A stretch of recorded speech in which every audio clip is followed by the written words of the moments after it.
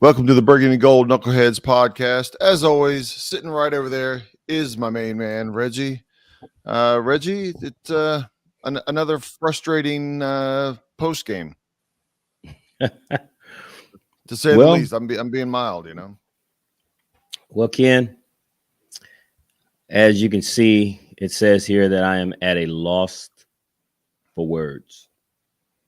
I And find that hard to believe. First of all, with my main man, Reggie. Man, I got a lot of thoughts, I should say, but trying to put it all into words on how I feel about this team and where we are sitting at 1-4, to realize that we are truly the bottom, not only bottom of our division. We're record-wise, we're one of the worst teams in the NFL. There's 32 teams in this league, and we're probably one of the bottom 5 teams in the Well, league. for those that, I'm sure most of our listeners watched the game, but for those that didn't, just rattle off a few stats. Washington lost the game 21-17. The Titans didn't have offensively, for their 21 points, didn't put up a whole lot of yards. They had a total of 241 yards for the day. Nothing great. Tannehill was 15 of 25 for 181 yards. He was sacked 5 times. Derrick Henry, he did have 102 yards, but he ran the ball 28 times. That's a lot of rushes. He only had an average of 3.6 yards a carry. So the defense, I would say, had a couple, I'm not going to say breaking points, but points where they gave up plays or whatever. But overall, they didn't play too bad. Washington, on the other hand, let me just finish real quick. Washington, on the other hand, went 25 for 38, actually threw 66%. So for Carson, that's a decent completion percentage for 359 yards. He was sacked 3 times, hurried up and rushed a handful of times more than that. Our running backs between Robinson and Gibson combined only had 12 carries for the day for 28 yards. And a couple of the backbreakers from a stats perspective, Washington, like we did against Dallas, we had 9 penalties. I think in Dallas we had either 10 or 11. I think it was 11. But again, a lot of penalties where normally, a good game you would have 3 or 4. And then third down efficiency, we were 1 for 11, and that one came on the final drive of the game with roughly 2 minutes or less in the game before we picked up our first third down conversion. Those are the numbers. They, in some ways, they don't really reflect the game. Wentz throwing 66% completion for 359 yards. You would have thought we were 20 points. We would have scored 20 points or more, but we didn't. Man, listen. I mean, those were a lot of my notes that I had down here that you mentioned. The only bright spot that came from this game is that the defense played well.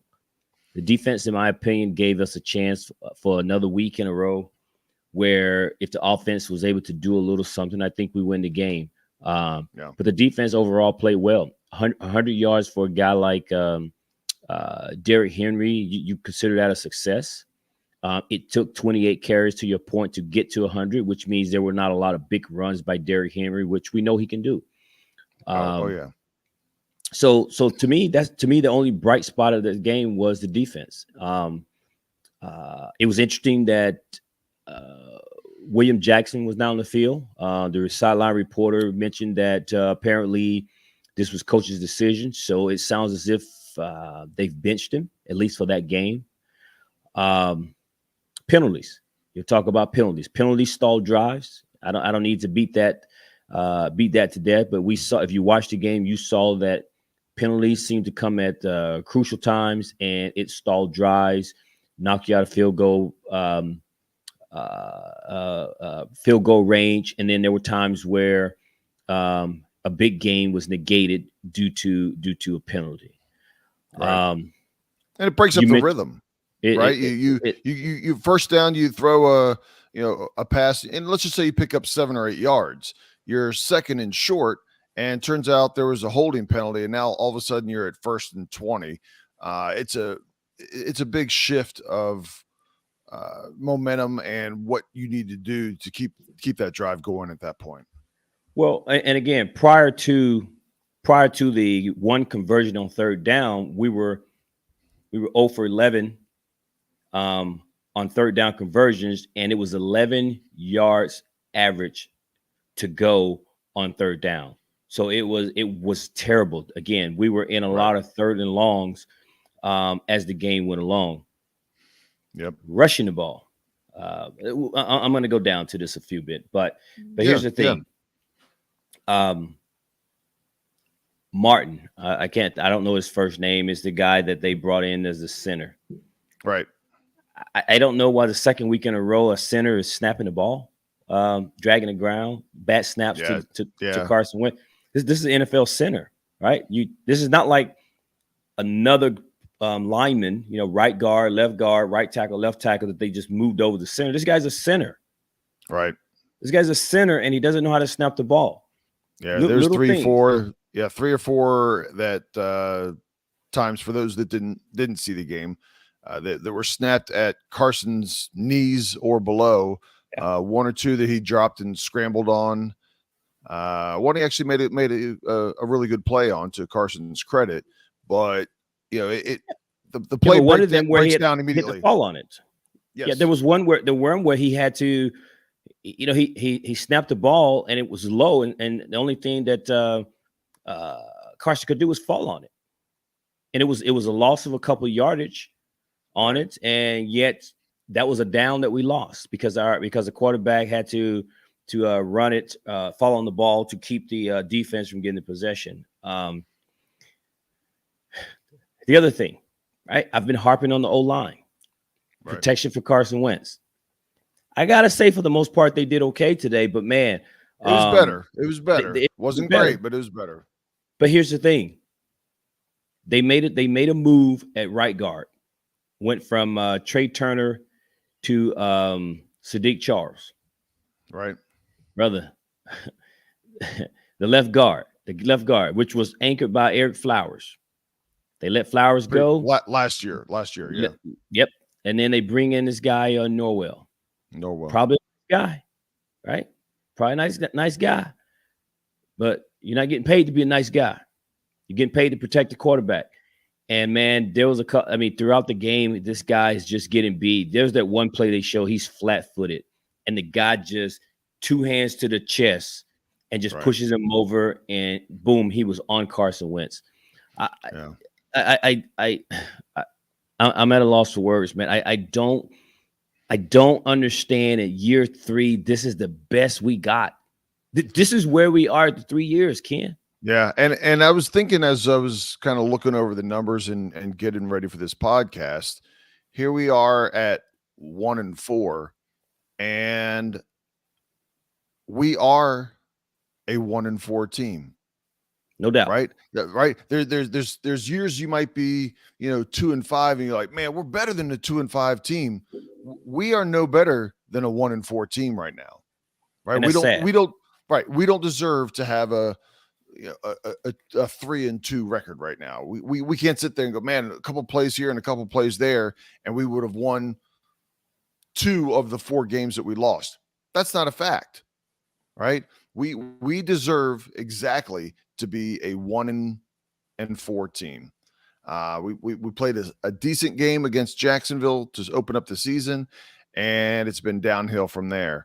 I think we both mentioned it. I mean, from 2 perspectives, the running back's only getting 12 carries. From a running perspective, and I guess part of it might be connected to our 3rd down efficiency, is you don't get a rhythm from a running back's perspective and the offensive line perspective. You have to get into a rhythm to start running the ball. You got to go ahead and be committed to it to run the ball.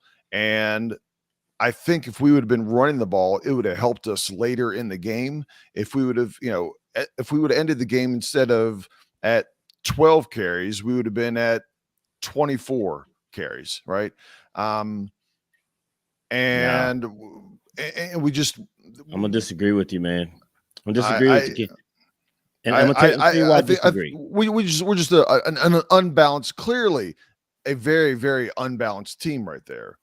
Well, we're not only unbalanced, but we're very predictable, right? I mentioned to you when we're watching the game That when was my JD next that was McKissick my next thing. when But go JD ahead. McKissick comes in the game, everybody knows we pass. When Brian Right. Robinson was in the game, with the exception of maybe once or twice, we ran the ball.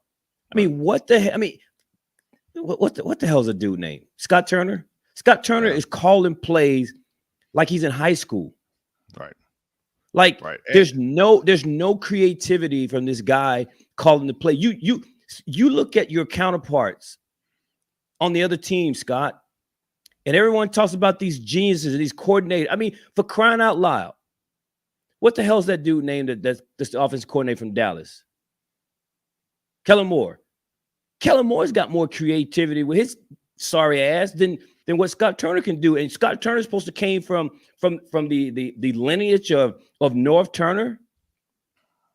North Turner should be looking, slapping upside his head like, man, what the hell are you doing? This is awful, awful play calling, Ken. And first of all, I agree 100%. Right. I think on this particular game, again, the line could have blocked a little bit better. I think Wentz didn't play a bad game. He had a receiver or two that he just flat out missed, but overall, Wentz didn't play a bad game. Running backs didn't get a whole lot of opportunities, and then when we were running the ball, but they should have, Ken, because the game was never out of control. The game never got out of hand. We should have been running, but with our running backs, I guarantee you, out of the 12 running plays, I bet you 10 of them were between the tackles, right? We didn't give Robinson, with his quickness and moves that we saw in the preseason, we didn't give him a chance to even use any of those. He had one initially, I think it might have been his first carry, where he took it around the outside and took some yards, but I think there was a false start or a holding penalty that brought it back. Again, penalty that brought it back. Yeah, I mean, I'll give Carson Wentz credit on the one where there was a handoff, I believe it was, again, to Brian Robinson, and Carson Wentz kind of wasn't planning on blocking, but he hustled his butt down and threw a block, and what would have been a no gain at all because of Wentz, there's probably 4 to 6 yard pickup. So again, as you know, as anybody who listens to this knows, I'm critical of Carson Wentz, and he could have played a little bit better, but Carson Wentz was not the reason why we lost this game. To your point of what you said a minute ago, I think the coaching staff, they deserve probably an F for this game. The way it was called, the way it was, everything was set up on it. I think even the handling of the challenge that Rivera had the challenge. I mean, I don't know who's in his ear looking at this plays on instant replay, like what you and I see. They're watching TV monitors. There's people watching the TV monitors that tell him. And at that point of the game, that wasn't going to get reversed, and we needed that timeout.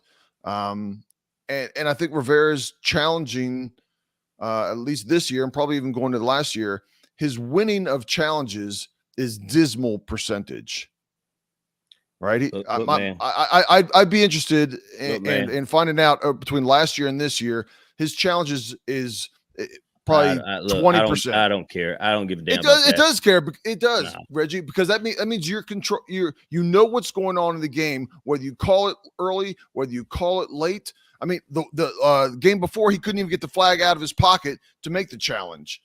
This is the head coach. I get it. Head coach. I get it, and I know that in the I guess the big scheme of this thing, those are problems that you look at. But for me, listen, we got bigger problems than whether or not he threw the challenge flag on that thing. Because here's my thing: our coaching staff looks like the game has passed them by. We look like we hired the dudes from the 70s to come and coach in today's NFL. That's how disconnected our coordinators look, right? It looks like Ron doesn't know how to be a head coach in this league right now in today's game. It looks like Scott Turner is like he promoted his son-in-law to come and call plays. Well, why? Because he just Scott, want to keep it in the business. But let me finish. go Because ahead, here's the sorry. thing. If you have watched this team play the last 3 weeks, even 4 weeks, one thing you knew is that the offensive line was an issue blocking for the quarterback. Yes or no? Absolutely. Okay. So why would you go into this game plan, as you just pointed out, 12 rushes by our running back as a collective group, and Carson Wentz drops back for 38 pass attempts. 38. And again, we were never out of this game, Ken. This was not a situation where we had to abandon the run, abandon our game plan, and try to throw ourselves back into this game. We were never out of the game. So therefore, help me understand why you got a guy where you got offensive line issues the past 3 weeks, but instead you choose and elect to drop back and pass the ball 38 times. Not only did you pass it 38 times, it was very predictable to the other opponent that you was getting ready to pass. Hell, I could see we was getting ready to pass. All right. And I don't want to hear this thing. I don't want to hear Ron talk about, well, it wouldn't have been different if, we hadn't got the penalties and we would have been in instead of the third and long. Man, I don't want to hear that. You couldn't even convert them. Except for the last drive of the game, you converted your first third down. What happened to all the other three quarters, 3.5 quarters? So again, something is wrong. And I'm going to say it again. Everybody talks about it. At the end of the day, these are Ron Rivera decisions. Every single one of them. Well, every single one of them. To your point, I think, and it's funny that you had mentioned it because that's where I was going with Scott Turner. Scott Turner he's not 40 years old. I don't believe so, right? From an offensive coordinator perspective, he's a young offensive coordinator. Normally, your young offensive coordinators, and I don't care. In the 70s, your young offensive coordinators were much more aggressive than your 50s and 60-year-old offensive coordinators, right? It's just that's how you are when you're 35, 37 years old. I don't see that in Scott Turner. Scott Turner looks like a 60-year-old play caller, to your point, that is running a system that his dad did in the 90s and hasn't updated it to today's game. A perfect example of our offensive coordinator versus the Titans offensive coordinator is Derrick Henry in the flat. Well, I was going to say is we in the first quarter and a half, and really kind of throughout the game, we were putting a lot of pressure on Tannehill. So what did they do? They used our aggressiveness that you pointed it out during the game. They used our aggressiveness for delayed screens and picked up some good yards on it. I mean, I think they picked up a touchdown, one of the touchdowns when they ran that basically the same play almost back to back. And they did that, right? Why isn't Washington doing that? Or why can't they? Even when they try, they look like they're they don't know what to do. Like we never practiced this play. It's like Benny Hill, some kind of skit that's going on. And again, I find it hard to believe that Scott Turner is this conservative on his play calling, that he has minimal creativity that we see.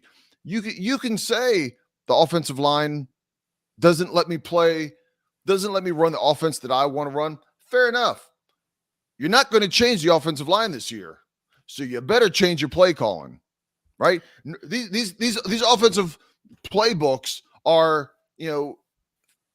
as thick as a dictionary, right? There's not 17 plays in there. There's hundreds upon hundreds of plays. Maybe you got to take out those generic plays that you have because those aren't going to work for you to set something else up. Okay, it's situational football, man. Right? They talk about the coaching staff talks about situational football all the time. So guess what? To your point, and it go back to it when we were getting pressure on Ryan Tannehill early in the game. You're right. You're 100% right. Montez Sweat finally showed up, and the defense was getting there. And so what they did was they used the aggressiveness against us, right? Absolutely right. And so they allowed some screenplay. We seem to not do anything of the sorts, right? All right, they countered us. Right. Scott Turner, I just don't understand it. And maybe I don't know. I don't want to say that Ron told him to do this, but because I feel like Ron brings people in and he let them kind of do their own thing. You know, this is what you want to do. I'm fine with it, whatever. But Scott Turner, man, oh fuck, man, this guy has no. Oh, God. I'm so irritated with this mess, man. You almost made me on this thing here, but it's funny because when you and I'll go back, I guess 4 or 5 years ago, roughly, right? We were having a lot of problems with our injuries, and people would ask you and I, "What do you think of Gruden? What do you think of Jay Gruden?" No, Jay Gruden at the time, back 5 years ago, and there was a point, not as last year, but prior to that, where we would go, "We're not sure about him and the offense that he's running because we had so many injuries." Right? We have some injuries, but man, there is no creativity. You're talking about and he has Carson Wentz, which is an experienced quarterback, right? This is year number 6, 7 for him. So this isn't like he was handling Heineke last year, where you have a more limited playbook. You're not sure about his skill set. Yes, Wentz, and just like any quarterback, Wentz or whoever else does have limitations. They have their strengths and weaknesses, but man, you are not using the players' skills that are on the field to the best of their abilities, Mr. Scott Turner. And we all jump on Jack Del Rio, and not that Del Rio doesn't deserve some of it, but man, every single week this year, maybe the first week he got a C+ or a B-, but ever since then, Scott Turner deserves an F as a grade, and I got more problems with Scott Turner at this point than I do Jack Del Rio, and that says a lot. Says a lot. Well, it's because the defense looks like they've made some type of change, made some kind of adjustment. It looks like the defense is doing something better. I think the defense is allowing us to be in games. It doesn't seem like we're losing games because of our defense right now. So all the focus is on the offense, right? And God, man, there's so much, there's so much I want to say, man. I'm trying to be cool about this. Del Rio ended up. I mean, to your point that you mentioned earlier, they went ahead and sat Jackson. Did he have a little tweak of an injury? I don't think so. They recognized the problems on how he was covering people or doing his role. Even maybe it was even in when they do zone, and they said, enough is enough. He only at a certain point he'd only played 3 or 4 games, 3 or 4 plays during the game. He may have been rotating in more so later in the game, but he wasn't used like he normally is. But I'm gonna say that's Ron though. Ron brought the guy in. The guy's a man corner, and you brought him in to play predominantly zone, but his strength is he's a man corner. Makes no sense to me. Dude, I'm so frustrated, Ken, because again, I'm looking at the Eagles 5-0, the Giants 4-1. Daboll's in his first year, right? The Eagles guy 5-0 is in his second year, and Ron is telling us to still be patient. This is not going to change overnight. No, are you freaking kidding, man? Seriously.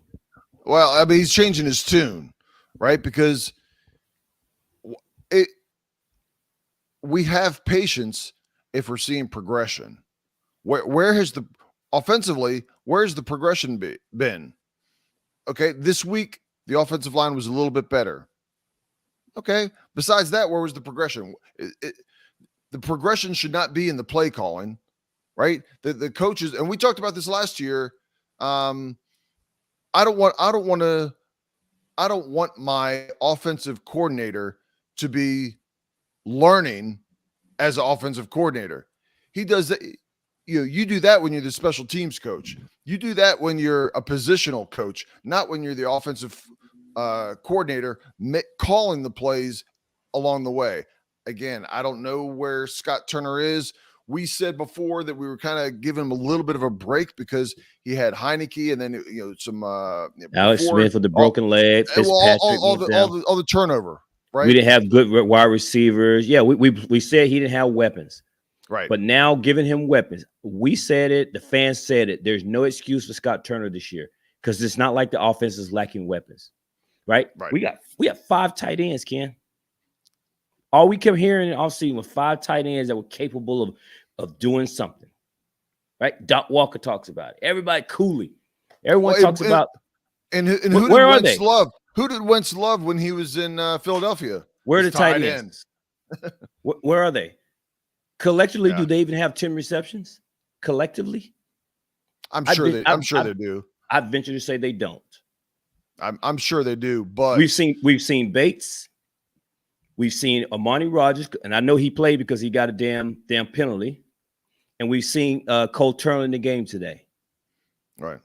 Cole Turner had no catches. I know Bates had a couple, and we ain't seen a whole lot from Logan Thomas. I will venture to bet that they do not collectively have 10. Thomas was out, and I know Turner he was open for a ball, and it was about 5.5 feet above his head. That's fine, but I'm gonna say it again. Through 5 games, I bet you collectively our tight ends don't have 10 catches. Yeah, and I'm gonna go on the record and say, you want to bet me? You want to bet me? Yeah, I got no problem betting you. I got no problem betting you. I'll take that bet, and I'll come out of 5 games. That's two catches per game. That's easy. That's easy money. I bet you they don't have no 10 catches combined. Well, knucklehead audience, you just mark it down right here. We've got it documented, and Reggie will be buying me a new car after I win this bet. So that's a negative, sir. Yeah, and we've got a quick turnaround for this week also to head to Chicago to play on Thursday night. We might lose the game. I know. We might lose this game. Yeah, it's hard to believe that we're 1-4 and in 4 or 5 days could potentially be 1-5 and going up against the Green Bay team. Yeah, 10 days later going against Green Bay. But I mean, I don't want to try to get too far ahead, but I don't care. Even myself thought that I gave a prediction of 8-9. And I thought we could possibly be better, but that was kind of my prediction because I wanted to wait and see our team prove it, right? That's what I've been saying. #prove it in the offseason and even now. And they've proven that they're not a good team right now. Could they be in another 3 or 4 weeks? Maybe, but there's going to need to be some serious changes. No. I ain't trying to hear this. I ain't trying to hear this mess that Ron's teams play better in the second half. That's an excuse. Right, just to climb and claw our way back to be at 8-18. Man, I'm not trying to hear that. I'm done with that. I'm done with that, brother. Right? Well, 8-8 is a losing team. I don't care. Exactly. 8-9 is a losing team. So I'm gonna ask you this. Because this team is probably going to be 1-6, 2-5, maybe.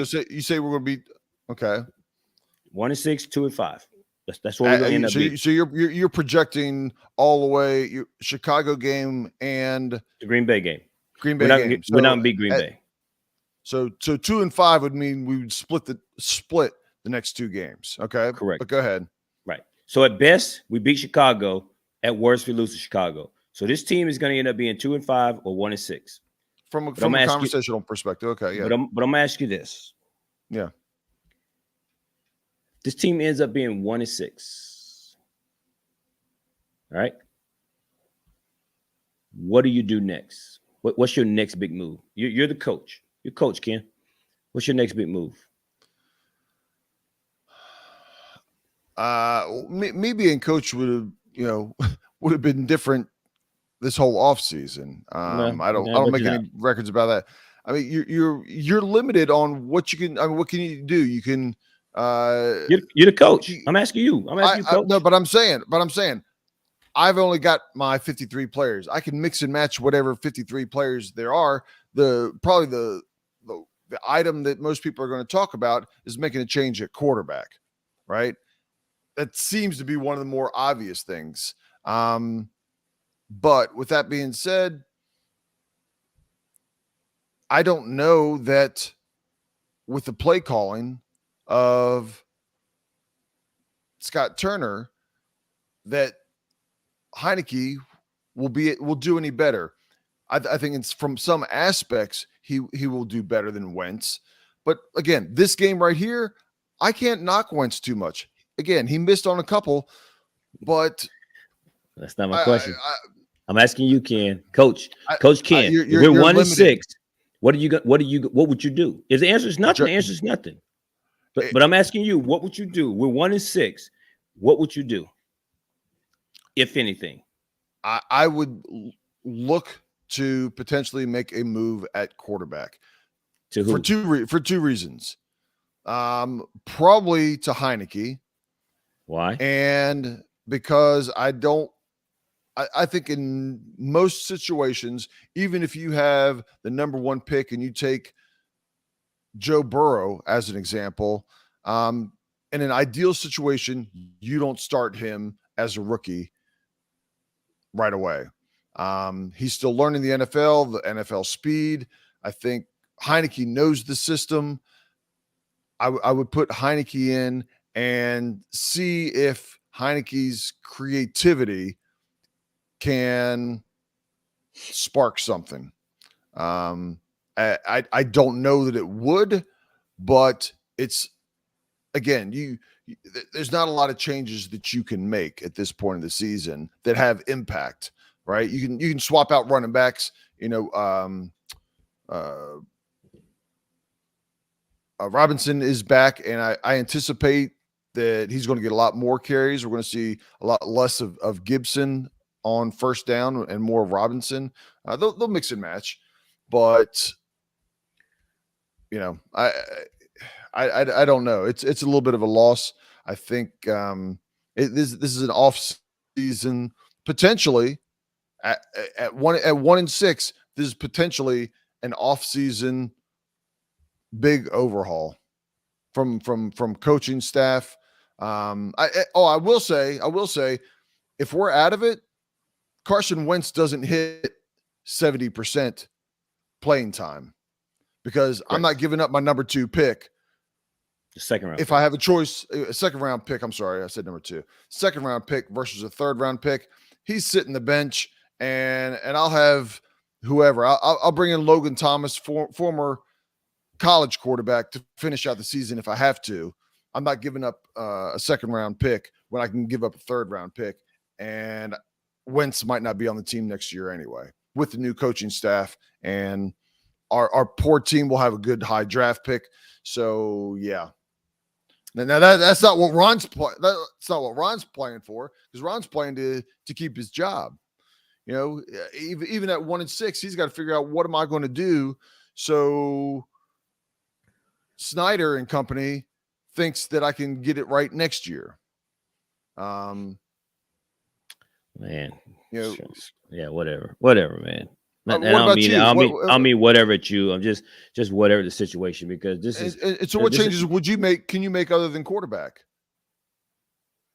No, that's the only change I would make, and I would make the change only because you've already said it. I'm gonna try to keep Indianapolis, keep Carson from reaching 70% of the snaps, and therefore protecting my second round pick. Let Indianapolis take the third, and I'm going to move on. I refuse to put Sam Howell behind the offensive line unless the offensive line improves to show that they can gel together and get a little more cohesive and start playing better. I would not put Sam Howell behind that offensive line. I know a lot of people saying that they want to see what Howell is going to give you before you go into the draft to see if you need a quarterback. But if you think this kid has got something, you do not ruin him by putting him behind a porous offensive line. You just don't do it. And Well, so I wouldn't do it. I would start Taylor Heineke, and then I would move on from there. But I would not keep Carson Wentz into the game. And I've been a Carson Wentz guy, saying that he's not all of the issues on our team, but I would do it to protect the second round draft pick. But in terms of next year, man, listen, brother, I'm doing my best to keep this in perspective that, hey, I'm just a fan, just want to root for the team, but I get invested in it. And right now, I feel like we wasted a whole entire damn offseason, man, because right now we look no different than we looked the past 3 years. But we had some built-in excuses. The first year was Ron fighting cancer, then it was COVID and all these things. And trying to rebuild from a bad team. Well, it was a bad team. He's changing the culture. It was the situation with the quarterback between Alex Smith and then the Haskins, and then from Haskins, we had then Ron Fitzpatrick, unexpectedly goes out. I mean, so there's been these built-in excuses, but right. this year, there's no excuse. Yeah, there's no excuse. Yeah, more than ever. I mean, again, everybody hears me gripe about Wentz. But Wentz is here, and let's just say Wentz ends up being a total failure. That's on Rivera and staff, right? The play calling is on Ron Rivera. The defense, and when everybody gripes about Del Rio, is on Rivera. And anytime you gripe about just about anybody on this team, this is 95% of this team or more got here since Rivera's been here. Yes. So Ron built this. Ron built this. Right? Yeah, You gotta answer for it, Ron. Yeah, you only have probably 4 players, maybe 5 players that are pre Ron Rivera. But and I will say, as a bright spot on this game, it was good to see. I think you kind of mentioned it. Montez Sweat must have come off of IR. Right? Where was he the first 4 weeks? He was invisible, and all of a sudden, this is what we get this week. And maybe it was the matchup against Tennessee. I don't know, but I'm sure they had a lot to do with it. But what we saw, and then his stupid ass decided he want to take his helmet off.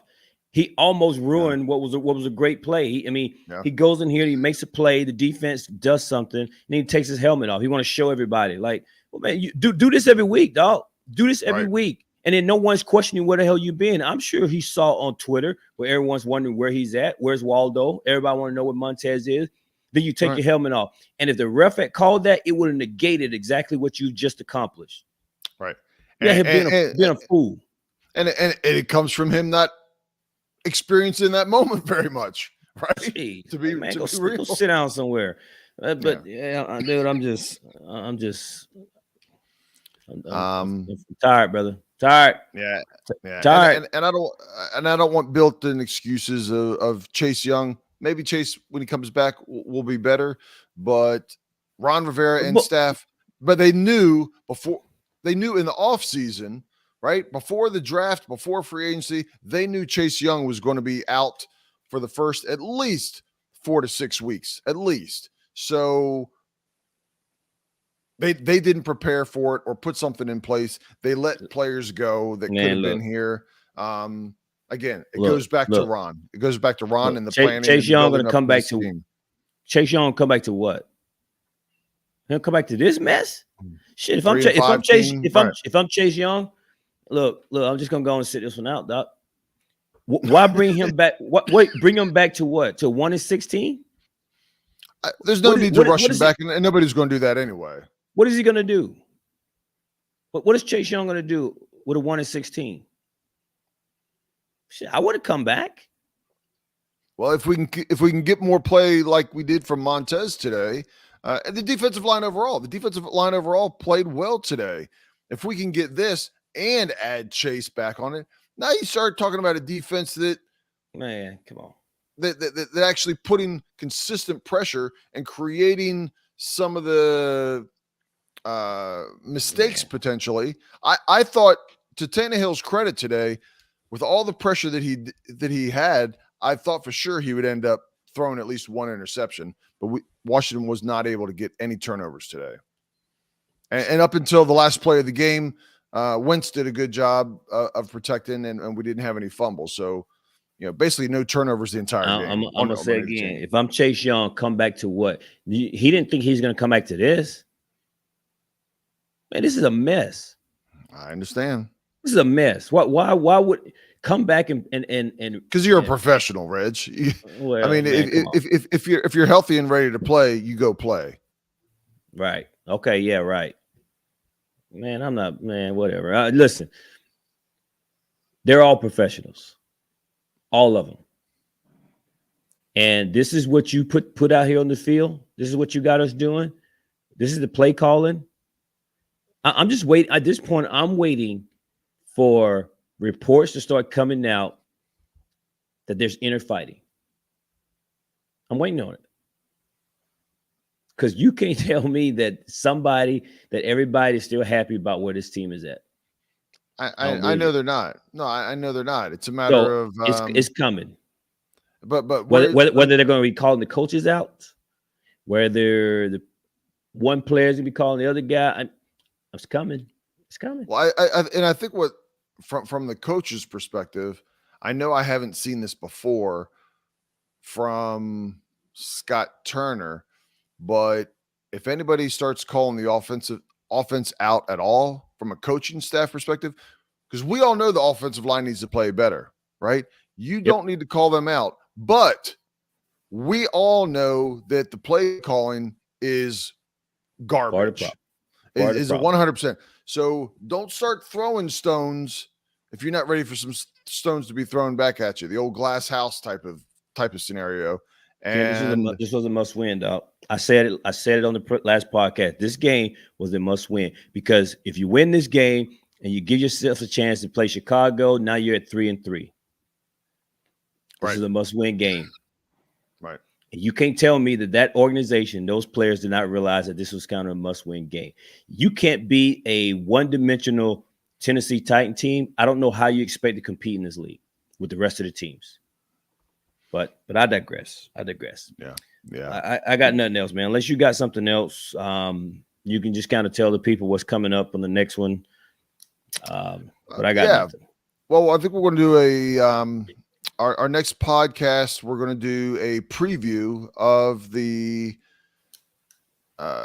Chicago Bears.